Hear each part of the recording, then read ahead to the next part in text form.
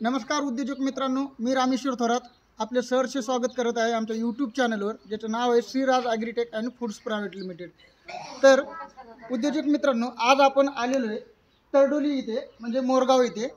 या ठिकाणी आपण प्लांट दिलेला आहे तांबोळी सरांची इथे, कॅटल फीड प्लांटचा।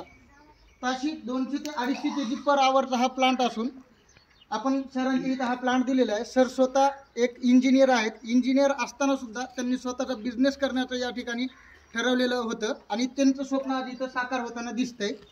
तर आज आपण त्यांच्याशी थोडीशी माहिती जाणून घेऊया की त्यांनी या बिझनेसकडे वळण्याचा प्रयत्न कशा पद्धतीत केलेला आहे, कुठून त्यांनी सुरुवात केली, त्यांनी माहिती कुठून मिळवली, आज ते मार्केट करण्याच्या बाबतीत त्यांनी काय काय विचार केलेला आहे, तर या बाबतीत आपण थोडंसं जाणून घेऊयात। सर आपण आधी आतमध्ये येऊ।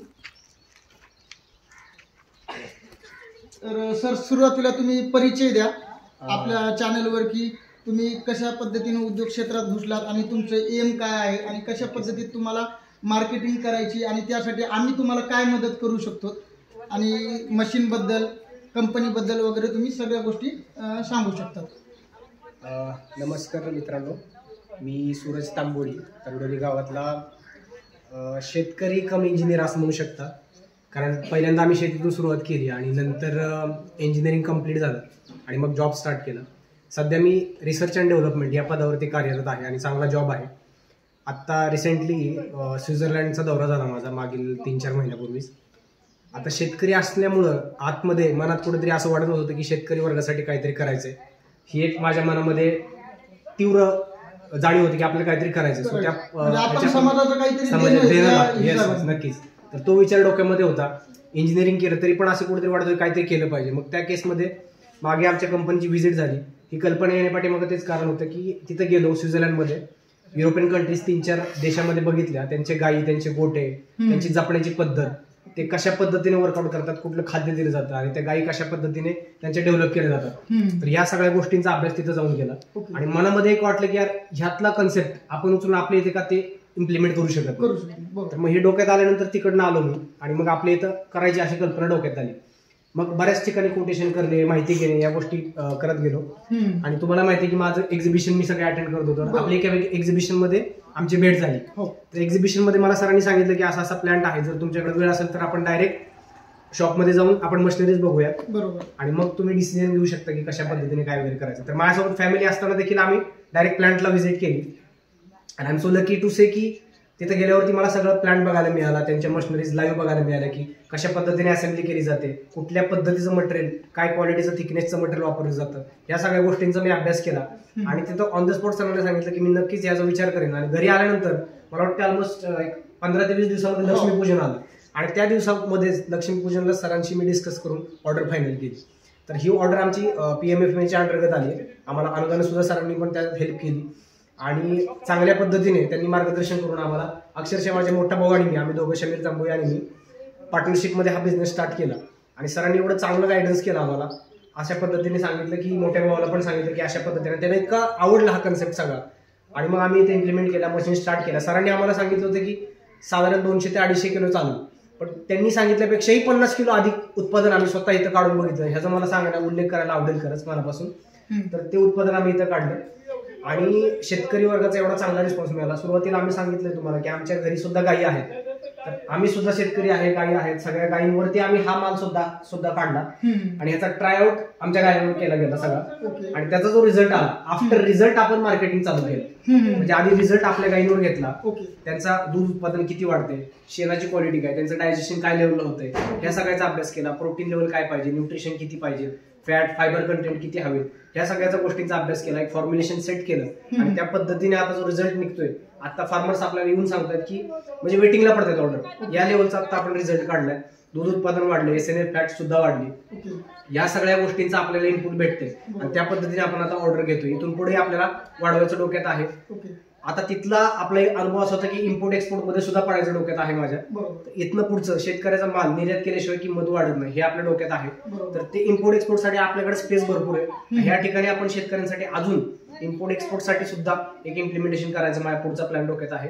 कारण आपण परदेशात जाऊन येतो तिथलं काय आपण इथं वाढवू शकतो किंवा डेव्हलप करू शकतो, या सगळ्या गोष्टींचा विचार करून आपण इथं वाढवायचं डोक्यात घेतलेलं आहे. तर एकंदरीत अशी सगळी हिस्ट्री आहे आपल्या मालाची. तर सरांनी तर त्यांचं एम वगैरे सांगितलेले.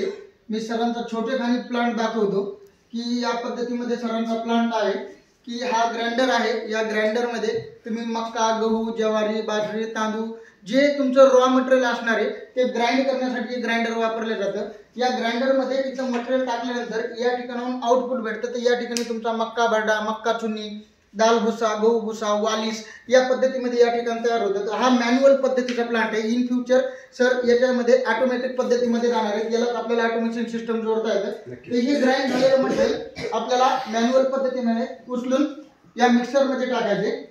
आणि या मिक्सरमध्ये सरांनी जसं सांगितलं की गुणवत्ता वाढीसाठी फॉर्म्युलेशनची गरज असते. तर ते फॉर्म्युलेशन या ठिकाणी ते करतात की जे काही त्यांचे काही गोष्टी असतील, कॅल्शियम असतील, मिनरल मिक्सचर असेल किंवा जे त्यांचे फॉर्म्युलेशन ही गुप्त ठेवण्याची गोष्ट आहे तर ते फॉर्म्युलेशन या ठिकाणी ते करतात. आणि या ठिकाणी बॅच झाल्यानंतर हे जे गोळी पेंटचं मशीन आहे या गोळी पेंटच्या मशीनमध्ये पूर्णपणे तुमची जी गोळी पेंट आहे म्हणजे आपण त्याला पॅलेट म्हणतो, त्या पॅलेट या ठिकाणी तयार होतात. आणि जसं सरांनी स्पेशली उल्लेख केला की हा प्लांट 200 ते 250 kgचा असला तरी या मशीनवर त्यांनी +50 जास्तीचं उत्पादन या ठिकाणी त्यांनी घेतलेलं आहे. आणि निश्चित त्यांना आपण या गोष्टीची खात्री देतो की इन फ्युचर कधीही त्यांना अडचण वाटली, काही वाटलं तर 100% आपण त्यांना लाईफ टाईम सर्व्हिस देणारच आहोत, सहकार्य करणारच आहोत. आता मी तुम्हाला सरांचे जी रॉ मटेरियलची बॅग आहे ती बॅग तुम्हाला या ठिकाणी दाखवतो की एस पशुखाद्य या नावाने त्यांनी ही बॅग तयार केलेली आहे.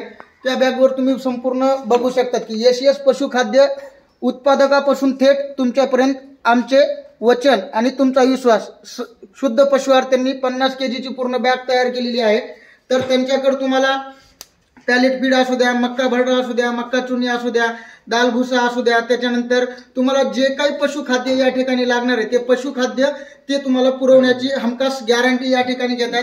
तर उद्योजक मित्रांनो, तुम्हाला जर इन फ्युचर या खाद्याची तुम्हाला जर एजन्सी लागणार असेल, तुम्हाला डीलरशिपमध्ये उतरायचं असेल तर तुम्ही तांबोळी सरांना निश्चित कॉन्टॅक्ट करू शकता. स्क्रीनवर दिलेल्या स्क्रीनवर तांबोळी सरांचा नंबर या ठिकाणी आम्ही देणार आहोत. तर तुम्ही त्यांना थेट संपर्क करून चांगल्या योग्य क्वालिटीची बॅग या ठिकाणी तुम्ही घेऊ शकता. त्याच्यानंतर तुम्हाला जर बॅगची क्वालिटी बघायची, खाद्याची क्वालिटी जर बघायची झालं तर तुम्ही खाद्याची क्वालिटी तुम्ही या ठिकाणी बघू शकता की या पद्धतीमध्ये चांगल्या पद्धतीचं खाद्य हे तुम्हाला या ठिकाणी तयार करून मिळणार आहे. तर तुम्ही ही बॅग बघू शकता. आणि निश्चित एका मराठी उद्योजकाला पुढे नेण्याचं आपण महाराष्ट्रीयन लोकांचं कर्तव्य आहे. तर निश्चित आपण त्यांना सहकार्य करूया, त्यांचा एक बिझनेस पुढे नेऊया. आणि निश्चित त्यांनी हा बिझनेस टाकल्यामुळे 4 फॅमिलीला इथं काम भेटणार आहे. निश्चित आता 2 फॅमिली इथं काम करतात चांगल्या पद्धतीमध्ये. तर त्याच्यातून रोजगार निर्माण होते. म्हणजे एक समाजसेवेची आवड म्हणून सुद्धा त्यांनी या गोष्टीत पदार्पण केलेलं आहे. तर निश्चित चॅनलच्या माध्यमातून मी ही गोष्ट सांगेल की एजन्सी किंवा कोणाला पशुखाद्य लागत असेल, मग मोरगाव भाग असू द्या, बारामती भाग असू द्या, पुणे क्षेत्र असू द्या किंवा महाराष्ट्रात जिथं कुठं कोणाला डीलरशिप लागत असेल तर ते निश्चित आम्हालाही संपर्क साधू शकतात आणि तांबोळी सरांनाही संपर्क साधू शकतात. तर तांबोळी सरांना मी इन फ्युचरसाठी खूप खूप शुभेच्छा देतो आणि या चॅनलच्या माध्यमातून मी त्यांचे खूप खूप आभार मानतो. थँक्यू. धन्यवाद.